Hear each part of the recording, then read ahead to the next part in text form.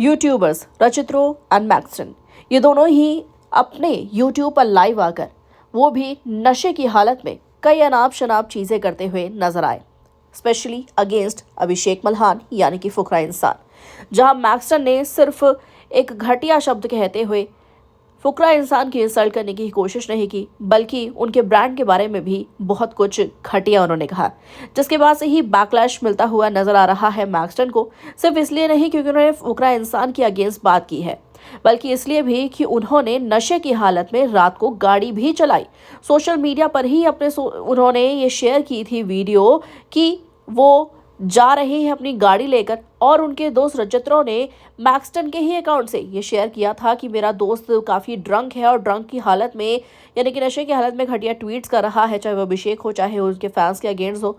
और ऐसे में नशे की ही हालत में उनका ये ड्राइव कर कर अपने घर जाना, लोग इसके ऊपर एतराज़ उठाकर यहाँ ट्रैफिक पुलिस को टैग करते हुए नजर आ रहे हैं कि आखिर आपके देश में ये क्या हरकतें हो रही हैं, उसके ऊपर आपको एक्शन लेना चाहिए।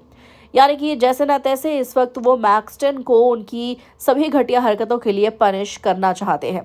मैक्सटन ने अपनी दोस्ती पर खुद भी कहीं ना कहीं कलंक ही लगाया है। अभिषेक के ऊपर उन्होंने काफ़ी इल्ज़ाम लगाए हैं जिसको उन्होंने